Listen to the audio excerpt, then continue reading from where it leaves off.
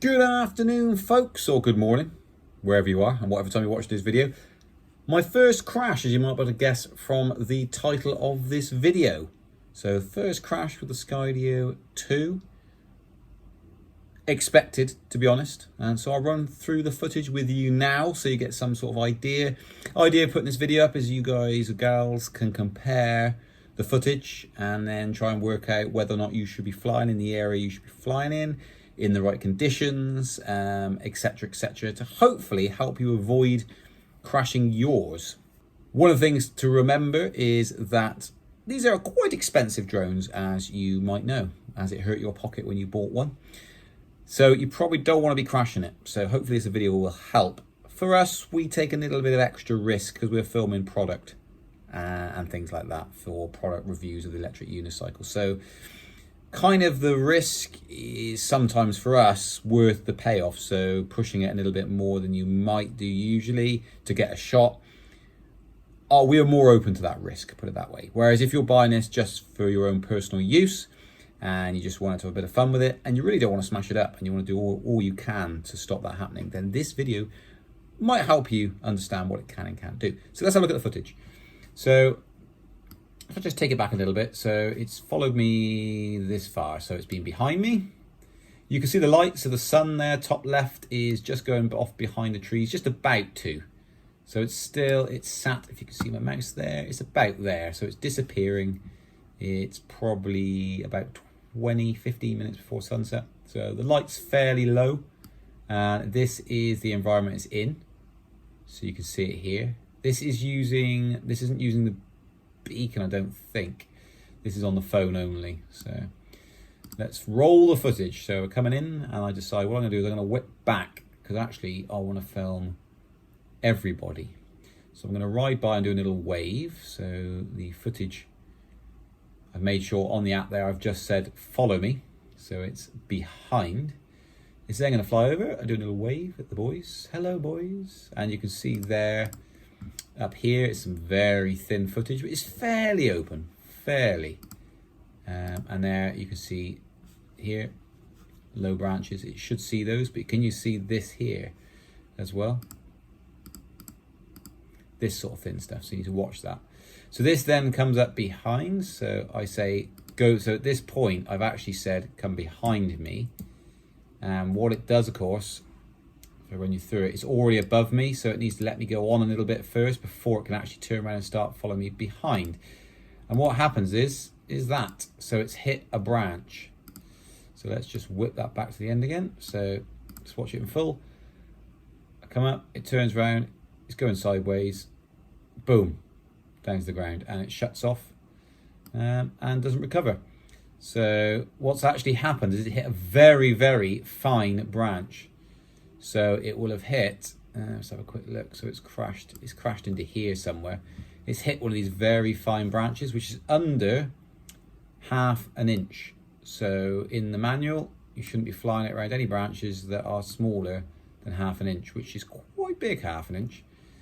And it's just gone into them. It doesn't matter if it's flying sideways, by the way. It doesn't care if it's sideways or not. It's using those cameras all around it, so it doesn't matter if it's sideways or whatever. So off we go. Show it again. Boom. Now, the massive disadvantage with this Skydio 2, it has no cage around the outside like the Skydio R1, which we have two of. If you've watched the previous video, you will know that. Now, that cage around the Skydio R1 has endlessly, since owning them, saved its skin. We've watched many a footage back and seen it actually pushes branches aside as it goes on through. Our biggest concern with the Skydio 2 was the fact that if you remove that cage, then any little branch has got a chance of just taking the drone down, because as soon as it hits a prop, it feels a restriction and can't really recover. So in this instance, actually, what you can't see, shame I didn't have a GoPro on my head, because it did try and recover, but it duffed into the ground before it could get enough air, basically. So it went full power, tried to lift itself back up again after spiraling out of control, but it wasn't able to recover. Only yesterday we took it out again and we had a similar result, but this time it did recover. So let's watch that footage. So here we are in the undergrowth. So you'll see it here. So nice clear route here. Until you get to this pipe, which has been always problematic, especially with the R1. So I really was keen. This is the first time I tried it, and I never did it again after this because it scared me. I always wanted to see how this would do. Now I'm using the phone and the beacon here. So we've got both. So the phone, just for clarity, so the beacon will give out a Wi-Fi signal of its own. The phone, if you use it on its own, connects to the Wi-Fi of the drone. But what you can do with the beacon, you can connect your phone to the beacon, and then it will use both sight and the beacon. So here we go here. So it's follow me under. Very complex environment this, so not surprising. See all these low hanging, these are the sorts of ones we're talking about. If you get it slightly wrong, now this is midday. If you get it slightly wrong, you hit those, it's game over. With the R1, it wouldn't be. So we come in here. Let's just play this actually. I'm confident because of the beacon. Boom, straight into a tree. It almost crashes down into those brambles, as you'll see. But it survives. So it's actually just gone straight into, as you can see here, those branches there. All of which are under half an inch. So here we go, straight into this big branch. To the right here. So you got a branch, this branch. If I can get it back again for you. It hits this branch here. One of the props hits that, which takes it down. Can I skip it forward? So frame by frame. So here you can see it's hit it. And that, in fact, is one of the props. So it must be on its side at this point. So that is now facing sideways. And you can still see that right prop. So it's flipping over on itself. Wowie. And it starts to roll, and then it picks itself back up again. So it's upside down at this point in time by the looks. And actually what it does is it levels itself. So here we go. Frame by frame this is. And you can see how close it got to landing in those briars there. Yeah. So these are the sorts of environments you need to be really careful of. Don't expect it to be able to get through this. I thought with the beacon it would see this complex environment and go up and over, because above that is nothing really. There are these power lines here which you wouldn't have seen.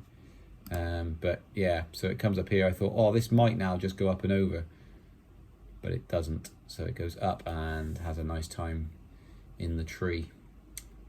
So it goes straight up to try and get up and over, hits a tree, and then levels itself and then hovers.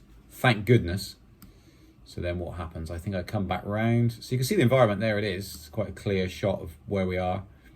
So that's the beacon on, it's tracking the beacon. And this scared the life out of me. I thought, oh, not again. And of course, if it crashes into something like this, the chance of you getting it out, not very high. So you can see there, it noticed the power line. So let's go back a bit. So there you go, it misses that power line there, you see? You can see it. There we go. Boom, straight over the top of it. No issue.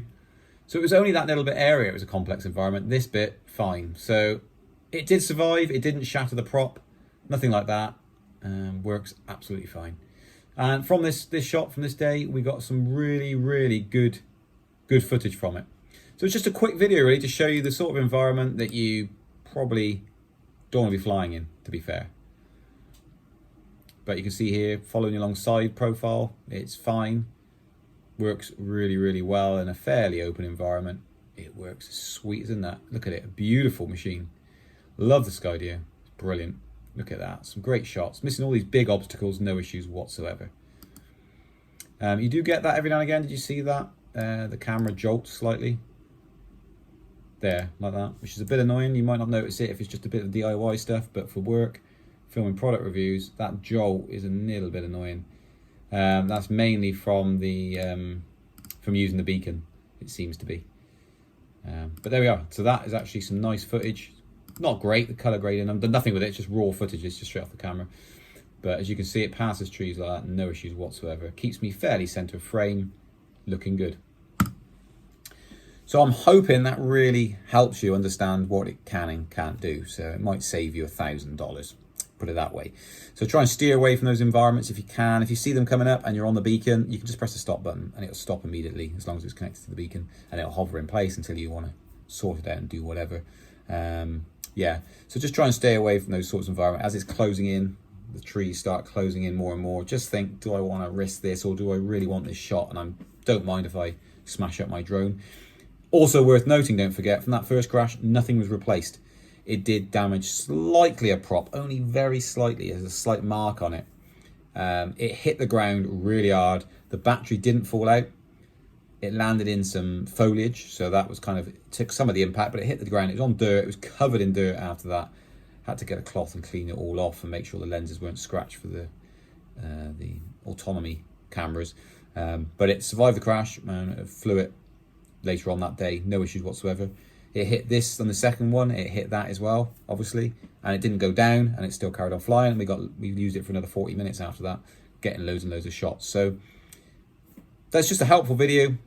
Just as we're learning, we release more and more Skydio videos, but this is just worth noting. We've had two incidences, one which resulted in hitting the ground, and the other one which recovered.